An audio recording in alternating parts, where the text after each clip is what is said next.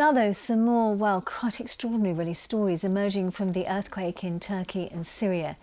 People from the East Midlands caught up in the disaster and others saving lives out there. Well, our social affairs correspondent Jeremy Ball is here. So come on, bring us up to date with what's been happening. Well, Anne, news first of all of a terrifying experience for one 25-year-old aid worker from Nottinghamshire. She's Lena Salul. She actually escaped from a Turkish hotel when that earthquake struck. Now, Lena's originally from Gamston near West Bridgford, where her dad still runs a Syrian aid charity. And this afternoon, she's been telling us about a dire situation where she was in Turkey. No power, she says, no running water, food very limited as well. She has, you'll be glad to hear now, made it safely to Istanbul, but her dad is still in the earthquake zone.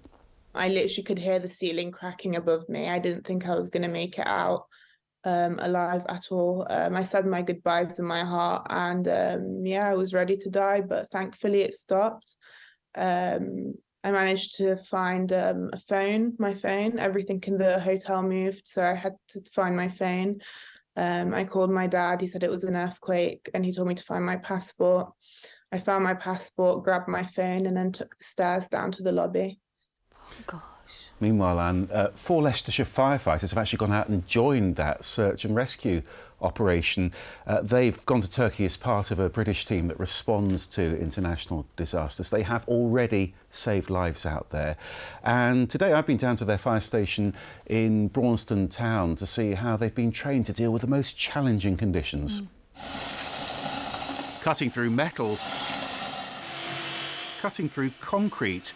At Leicestershire's Urban Search and Rescue Centre, they're training to reach survivors in a building where the concrete beams have partially collapsed.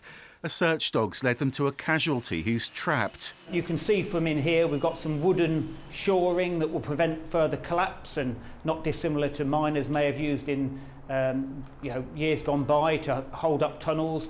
But then also from 9/11, some of the equipment, the techniques, the level of expertise really has come on huge amounts in the last few years. Techniques they're putting into practice out in Turkey this week. The Leicestershire firefighters are part of this international search and rescue team.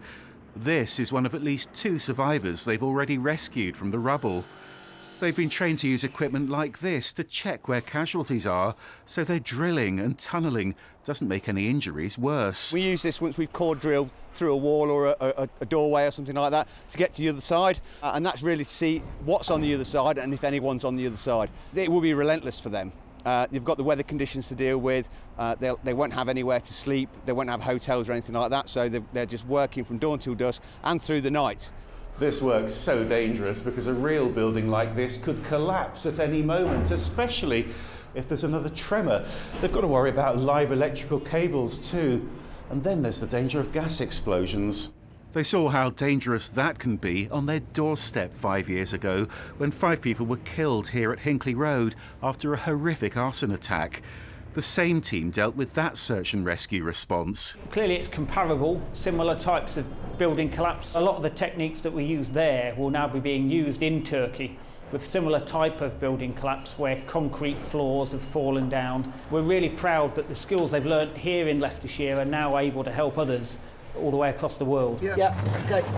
Back at the exercise, they've made it to the casualty who's trapped. Another successful rescue that could make the difference between life and death. It's incredible what they do, Jeremy. But going back to what we talked about last night, so many people still want to help and they still want to know how. Yeah, that national appeal we mentioned, that has been formally launched today by the Disasters Emergency Committee. Now, this includes many of the UK's leading aid charities like the British Red Cross, Oxfam, Action Aid as well. And you can donate to that if you want to by going online and just searching for DEC.